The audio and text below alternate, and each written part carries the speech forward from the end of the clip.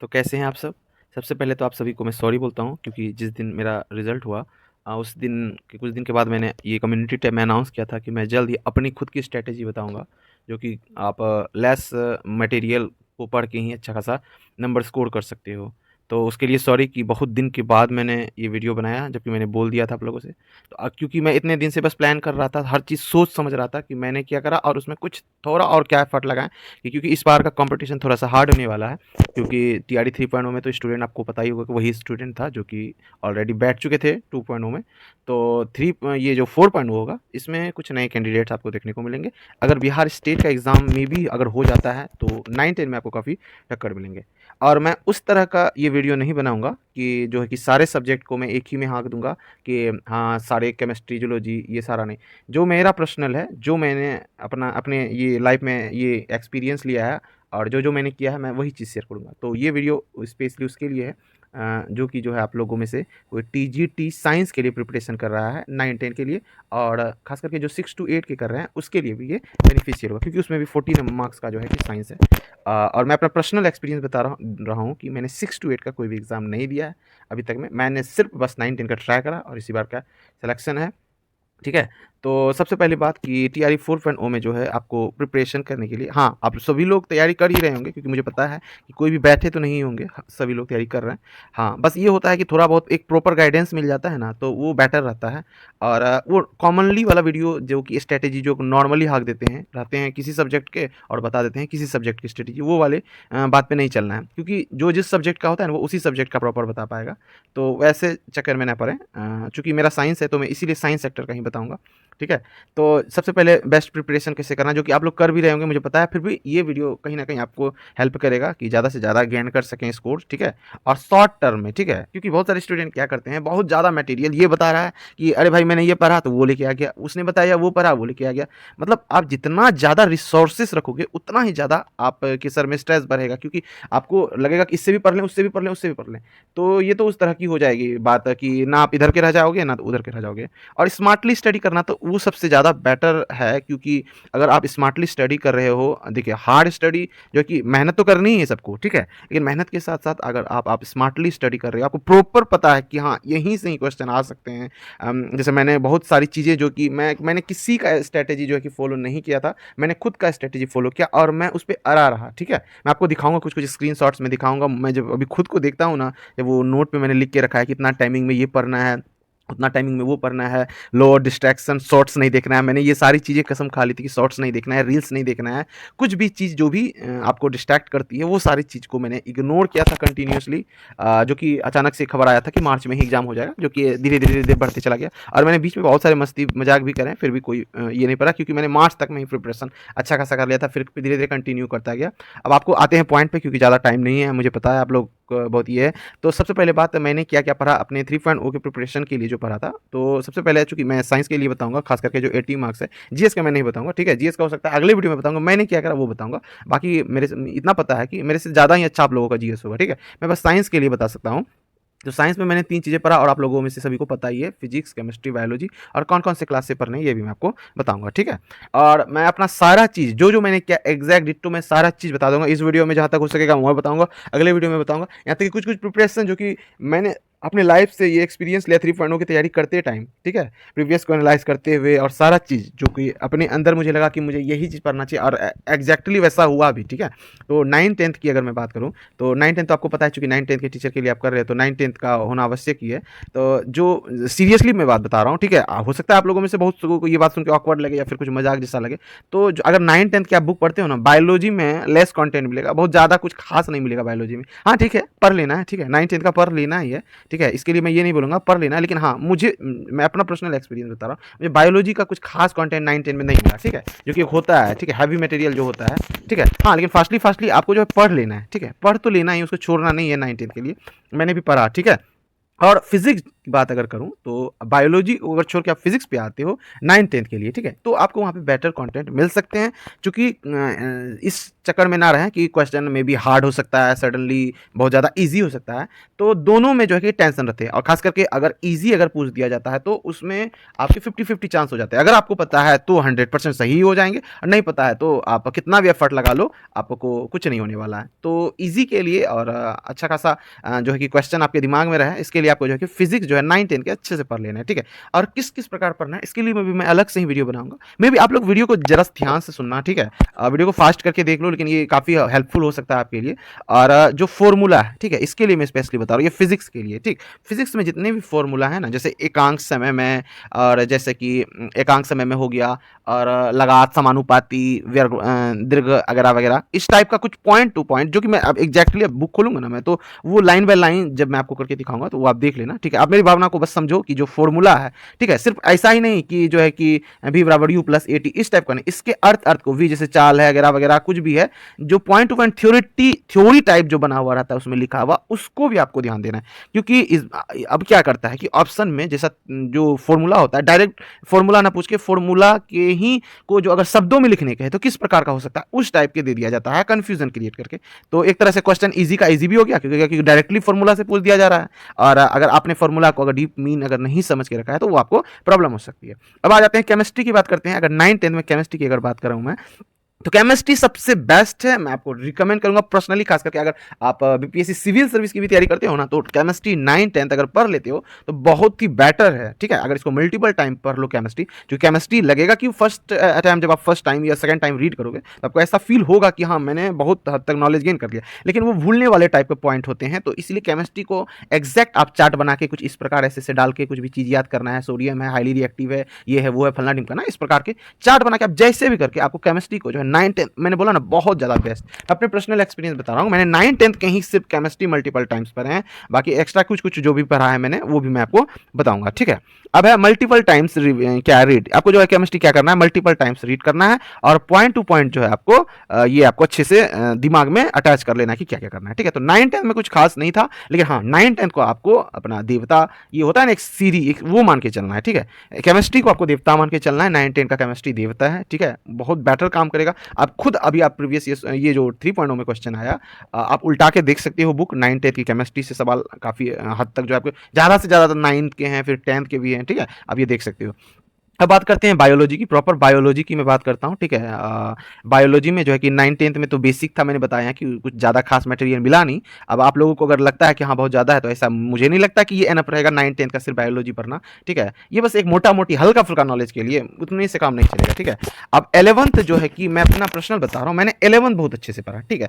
किसी की क्लास से मुझे कोई खास इंटरेस्ट नहीं रहा, मैंने किसी का बैच जो है कि किसी से मुझे कोई इंटरेस्ट नहीं, क्योंकि मेरा क्या होता है, एक होता है ना स्टूडेंट का ट्रस्ट बिल्ड, तो मुझे ना किसी के क्लास पे ट्रस्ट बिल्ड था ही नहीं। पता नहीं किसी का क्लास देखता लगता था नहीं, इतने से नहीं होगा, या फिर इस टाइप के नहीं हो सकते हैं, मतलब अंदर से सेटिस्फेक्शन जो है, मतलब संतुष्टि नहीं मिल रही थी मुझे। तो मैंने 11th जो है कि बहुत अच्छे से पढ़ा, 11th की बायोलॉजी की बुक, खास करके कुछ कुछ चैप्टर, जैसे अब साफ जो अब नीट से रिलेटेड है, कुछ बायोमोलिकुल्स वगैरह, अब उन सब टाइप के चैप्टर को स्किप कर सकते हो आप, कोई दिक्कत नहीं है। लेकिन जो क्लासिफिकेशन है, फर्स्ट यूनिट है और लास्ट वाले यूनिट है जिसमें एक्सक्रेशन, उसके बाद नर्वस सिस्टम वगैरह जो सारे दिए हुए हैं, फोटोसिंथेसिस वाले कुछ चैप्टर को कुछ कुछ चीज़ आप पढ़ सकते हो, मेन पॉइंट है जहाँ पे आपको लगे, अंदर से आपको खुद लगेगा कि ये पॉइंट पूछा जा सकता है, ये पॉइंट नीट के हैं। अब डायरेक्टली आपको यही सोच के नहीं चलना है कि नीट का ही प्रिपरेशन कर रहे हैं, ठीक है? चाहे आप 4.0 ही दो, कितना ही कंपटीशन आर्ट हो जाए, ऐसा नहीं है कि सेम डिट्टो नीट टाइप के। हाँ, अगर ऐसा रहता है तो आपका टॉप भी बस यही जान लो कि वैसा ही रहेगा, तो इसलिए घबराना नहीं। हाँ, लेकिन मैं पर्सनल एक्सपीरियंस बता रहा हूँ कि 11th मैंने बहुत अच्छे से पढ़ा, जो बात सीरियसली बायोलॉजी, ठीक है? क्योंकि मुझे ज़्यादातर मटेरियल वहीं से मिला।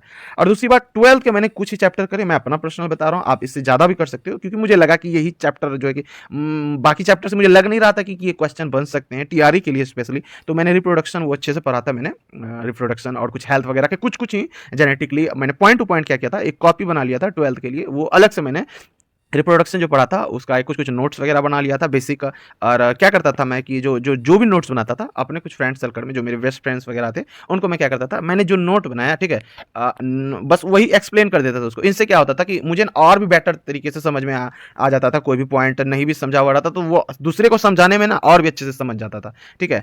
और परितंत्र का एक चैप्टर है वो मैंने अच्छे से पढ़ा था, पुष्पी पादपों में जनन मैंने अच्छे से पढ़ा था, ठीक है? और मानव स्वास्थ्य और रोग मैंने अच्छे से पढ़ा था। जबकि पता है रोग से रिलेटेड अब मुझे लगता है कि बहुत कम ही क्वेश्चन मतलब मेरे ख्याल से लगता है, ठीक है। हाँ, रोग में जो है कि आप बेसिक बेसिक सारी चीज़ पढ़ सकते हो, ठीक है। स्टेट वगैरह में तो आ ही जाएंगे, स्टेट वगैरह में रोग से रिलेटेड क्वेश्चन आएंगे, लेकिन 9-10 के जो ये टीआरई के रिगार्डिंग भी कुछ कुछ क्वेश्चन आ सकते हैं, ठीक है। तो ये मैंने स्पेशली पढ़ा था। आप क्या करो कि टीआरई 4.0 के लिए आप कुछ कुछ चैप्टर और भी मुझे लगेगा तो मैं आपको बता दूंगा कि कुछ कुछ चैप्टर और बढ़ा लेना, ठीक। 12 के मैंने बस इतने ही चैप्टर पढ़े, जो सीरियसली बात है मैं बता देता हूँ। 11th मैंने सारे अच्छे से पढ़े, कुछ कुछ चैप्टर जैसे बायोमोलिकुल्स वगैरह है उसके मैंने कुछ कुछ चीज़ जो मुझे ठीक लगे मैंने हाईलाइट करा, बस उतना ही पढ़ा।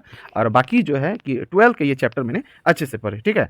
अब अगला नेक्स्ट मैं बता रहा हूँ कि जो कि बायोलॉजी में मैंने क्या फॉलो किया था पब्लिकेशन। तो सिंपल सी बात है, सबको पता है भाई, इसमें कहने की बात क्या, आप देख ही रहे हो 2.0 3.0 अब तो 4.0 होने वाला है। तो मैंने एनसीईआरटी ही फॉलो किया था, इसके अलावा मैंने कोई दूसरा पब्लिकेशन। और एक बात बताऊँ, फर्स्ट अटैम्प्ट जब आप पढ़ोगे तो आपको लगेगा कि हार्ड है, ठीक है, लेकिन 11th का बायोलॉजी तक आपको बिल्कुल भी कोई दिक्कत नहीं होगा। फर्स्ट टाइम आपको लगे शायद तो आप उसको किसी की यूट्यूब में किसी की भी वीडियो आप फॉलो कर सकते हो, पता है ना, ढेरों सारे वीडियो मिल जाएंगे, किसी की भी क्लास लेने की जरूरत पड़ेगी नहीं आपको, ठीक है। जो भी सोचते हो ना कि क्लास लेके ही सिलेक्शन होता है, ऐसा कोई बात नहीं। मैंने कोई भी क्लास नहीं खरीदा था टीआरई 3.0 के प्रिपरेशन के दौरान, ठीक है। तो आप 11th जो है तक, अब हाँ 12th आपको थोड़ी बहुत परेशानी होगी एनसीईआरटी समझने में, मुझे भी हुई थी। तो इसलिए मैंने कुछ कुछ चैप्टर जो मैंने बताया बस मैंने वही देखा, उनमें भी मुझे जहाँ जहाँ तक समझ में आया। मैं इंग्लिश मीडियम हिंदी मीडियम दोनों की बुक फ्रंट पे, एक बुक मैंने हिंदी की रखी थी और जो दूसरा है मोबाइल में एनसीईआरटी करके आता है एप्लीकेशन, मैं वहाँ से जस्ट उसी चैप्टर का इंग्लिश मीडियम रखता था। तो एक तरफ इंग्लिश लेके बैठता था और दूसरी तरफ हिंदी लेके बैठता था, जस्ट बायोलॉजी का जो भी चैप्टर पढ़ता था बस दोनों को सेम सेम देखता था और इस प्रकार मैंने कोई भी चैप्टर पॉइंट आउट करते जाता था कॉपी में, ठीक है। उसके बाद जो है कि ये साइड नॉर्मल बुक, ये मैं आपको क्यों बता रहा हूँ, ठीक है, क्योंकि अभी के समय में आप नोटिस कर रहे होंगे कि कुछ कुछ चीज़ें अब बीपीएससी आर्टिकल के अनुसार भी मानने लगी, ठीक है। जैसे सपोज है, ठीक है, ये बात आप जैसे कि एक क्वेश्चन था कि जो माइकोप्लाज्मा में जो है कि सेल वॉल नहीं होता है एक्सेप्शन के रूप में, ठीक है। तो माइकोप्लाज्मा को ही पीपीएलओ कहते हैं, ठीक है।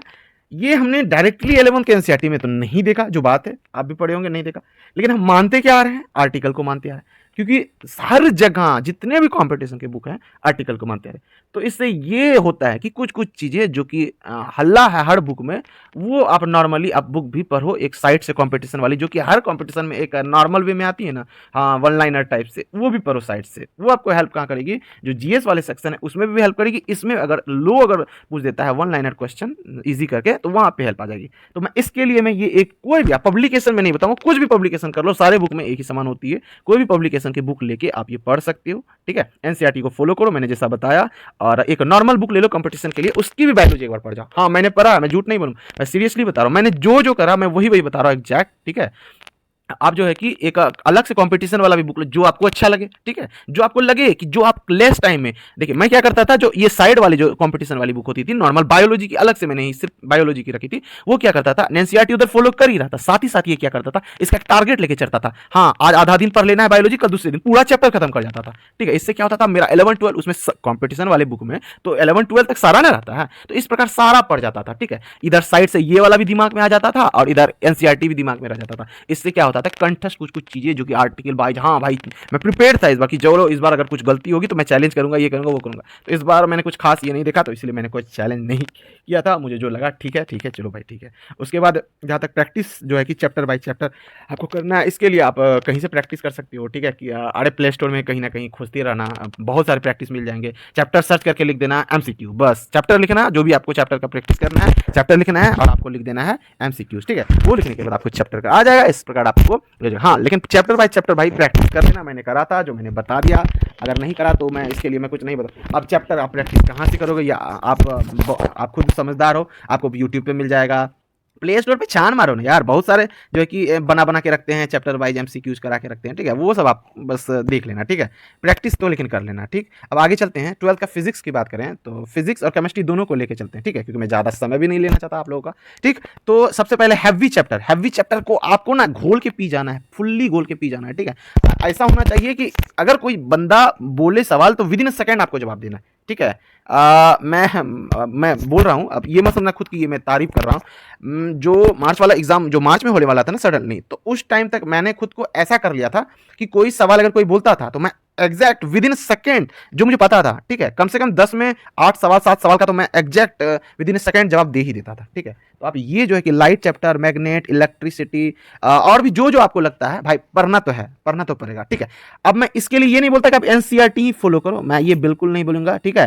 आप क्या करना, इसके लिए आप कोई भी कंपटीशन की बुक जो कि एनसीईआरटी बेस्ड है, आप किसी का भी पढ़ लो, हाँ हो जाएगा, ठीक है, मैं गारंटी बोल रहा हूँ। हाँ ये जो एक मिनट, हाँ ये जो लाइट है, मैग्नेट है और इलेक्ट्रिसिटी है, ये मैंने नॉर्मली जो है कि किसी किसी का एनसीईआरटी का जो वन शॉट वीडियो होता है जो एग्जैक्ट एनसीईआरटी से कराया था, मैंने उसका एक वीडियो देखा और कुछ कुछ पॉइंट जो कंपटीशन की किताब पर नॉर्मली मिल जाता था तो वो मैंने देखा ही नहीं, क्योंकि कंपटीशन जो आजकल अब तो बहुत सारे बुक आ गए मार्केट में जो कि आपको एनसीईआरटी का कहीं मिल जाएंगे, तो आप कहीं से भी पढ़ लो, 12 की फिजिक्स जरूर नहीं देखो, क्योंकि मुझे पता है जो साइंस वाले हो गए उसमें बहुत सारे जूलॉजी के स्टूडेंट हो गए, बहुत सारे केमिस्ट्री के स्टूडेंट हो गए, फिजिक्स के तो हो गए नहीं, तो ऑब्वियस सी बात है जो जूलॉजी वाले जो केमिस्ट्री वाले उसको फिजिक्स में प्रॉब्लम आएगी, तो डायरेक्टली एनसीईआरटी से तो नहीं कर पाओगे।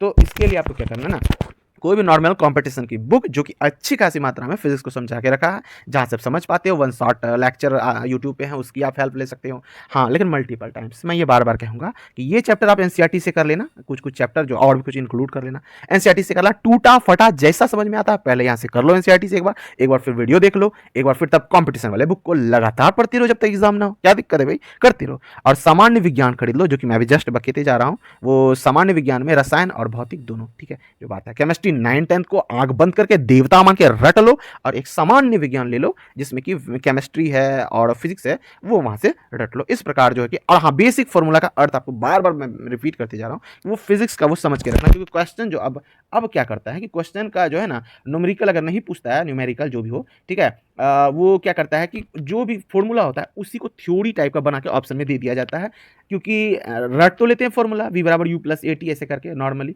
लेकिन ऐसे उसका अर्थ ना समझ के रखते हैं।